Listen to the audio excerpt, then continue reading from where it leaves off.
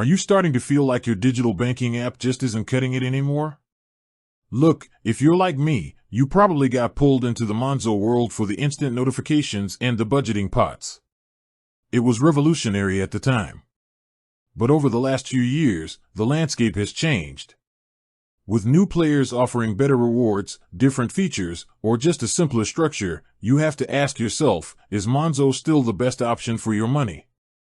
I've been a digital banking user for years, jumping between the big names to see who offers the most value.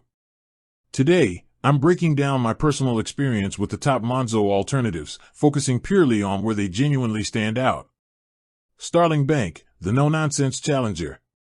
If Monzo is the fun, colorful budgeting app, Starling is its more grown-up, clean twin.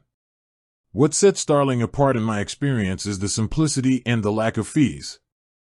Seriously, it's one of the few that offers genuinely fee-free cash withdrawals and spending abroad. I've used my Starling card across Europe and never once worried about a currency conversion fee. They just use the MasterCard exchange rate and that's it. For anyone who travels even occasionally, that's a massive win over Monzo's tiered free withdrawal limits. They also have a fantastic feature for depositing cash at a post office, which Monzo makes you pay a £1 fee for. For me, Starling is the winner if your priority is ultimate fee-free travel and a clean, reliable banking experience with FSCS protection. Chase UK, the cashback king. When Chase UK launched, it was purely about one thing, the rewards.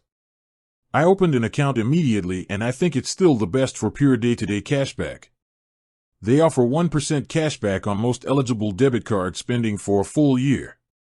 That means every time you buy groceries, fill up on fuel, or pay for transport, you get 1% back.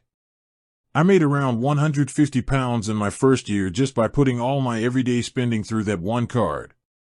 Beyond the cashback, their Link Easy Access Savings account and the Roundup savings feature, which gives a fantastic interest rate, makes it a powerful option for accumulating cash effortlessly.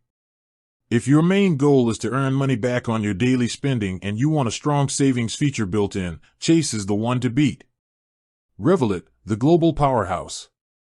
Revolut is the one you choose if you see your money as a global, multi-currency tool, not just a simple sterling account.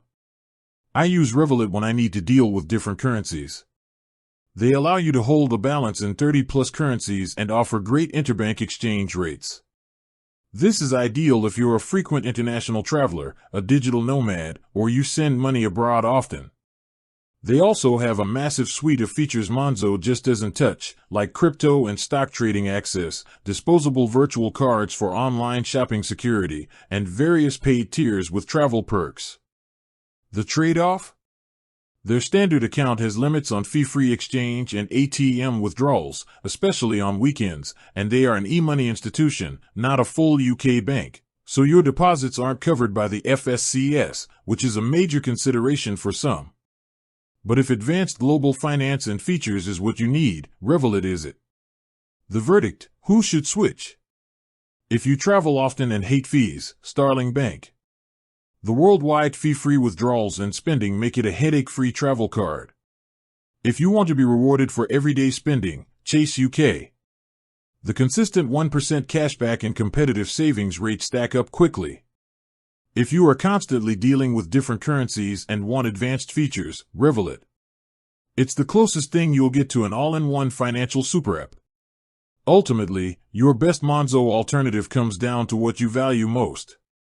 For me, a combination of Chase for my main spending and Starling for travel provides all the core features Monzo once did, but with better rewards and fewer limits. With that said, thanks for watching and until next time.